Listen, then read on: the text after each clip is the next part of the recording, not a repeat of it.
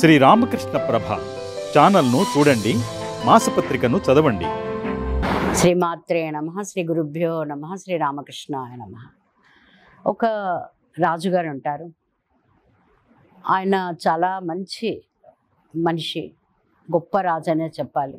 దాన ధర్మాలు ఉన్నాయి. ఆయన భోగాల ఆలస్యుడు కూడా, చక్కగా తన జీవితాన్ని కూడా ఆయన అనుభవిస్తూ చాలా ఆనందంగా జీవితాన్ని గడుపుతూ ఉంటాడు. చాలామంది ప్రజలకు ఆయన అంటే చాలా అభిమానం కూడా. అలాంటి రాజు వృద్ధాప్యం వస్తుంది. వచ్చి మరణశయ్య మీద ఉంటారు. చుట్టూ చాలామంది వంది మాగవర్ది నుండి ఆయనకి సేవలు చేస్తూ ఉంటారు. ఆయన ప్రాణం పోతుంది.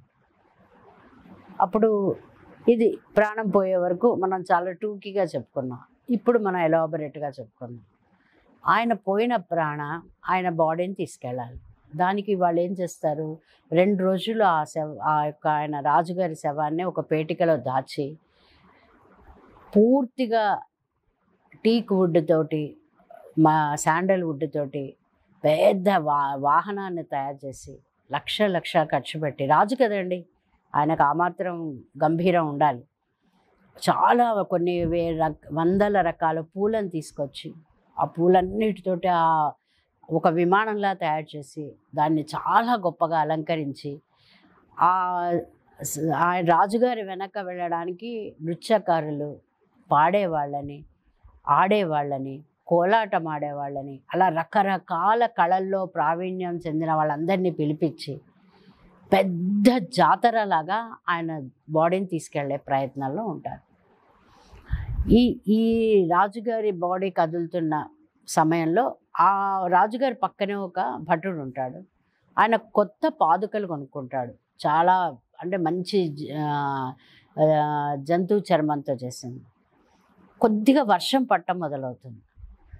ఈ పాదుకలు పాడైపోతాయని ఆ పక్కన ఒక ఇల్లు ఉంటుంది. ఈయన పరిగెత్తుకుంటూ వెళ్ళి ఆ ఇంటి దగ్గర ఆ ఇంటి మనిషిని పిలిచి, రాజుగారి శవం వెళ్తోంది, కొద్దిగా వర్షం పడుతోంది, నా పాదుకలు పాడేటట్టున్నాయి, మేము నీ పక్కన పెట్టుకుంటాను, మళ్ళీ వచ్చేటప్పుడు తీసుకెళ్తానంటే, పెట్టుకోండి పర్వాలేదు అంట. ఆయన మళ్ళీ ఇక్కడికి వచ్చే టైంకి పెద్ద కుంభవృష్టి వర్షం మొదలైపోతుంది. రాజుగారి బాడీ అంతా తడిసిపోతూ ఉంటుంది. వెంటనే ఈ రాజభటులు వీళ్ళంతా ఏం చేస్తారు, ఎక్కడైతే ఈయన చెప్పులు పెట్టాడో ఆ ఇంటికి వరండా పెద్దగా ఉంటుంది. ఆ వరండా దగ్గర తీసుకెళ్ళి రాజుగారి శవాన్ని వర్షం తగ్గేదాకా ఇక్కడ పెడతాము అంటే, ఆ ఓనర్ అంటాడు, పెట్టడానికి వీల్లేదు అంటాడు. అదేంటి, ఎందుకు పెట్టడానికి వీల్లేదు అంటున్నావు అంటే, పెట్టడానికి వీల్లేదు, ఎందుకంటే ఆయన శవం, ఆయన శరీరంలోంచి ప్రాణము శక్తి అన్నీ వెళ్ళిపోయాయి, అది ఇప్పుడు దేనికి పనికిరాదు, ఇంటికి అరిష్టం కూడా.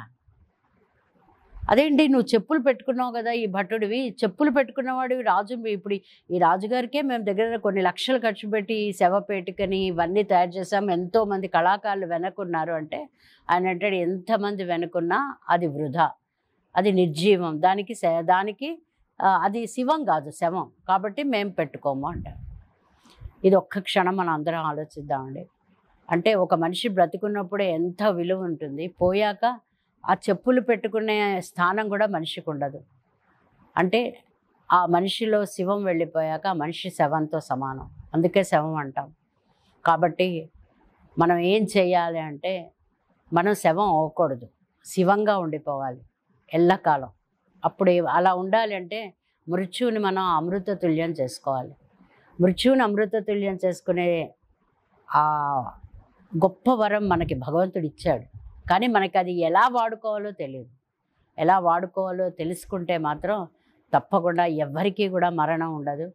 మరణం మీ కళ్ళతో మీరు చూసే రోజు కూడా, అలా చూసే అవకాశం కూడా మనకి దేవుడు ఇచ్చాడు.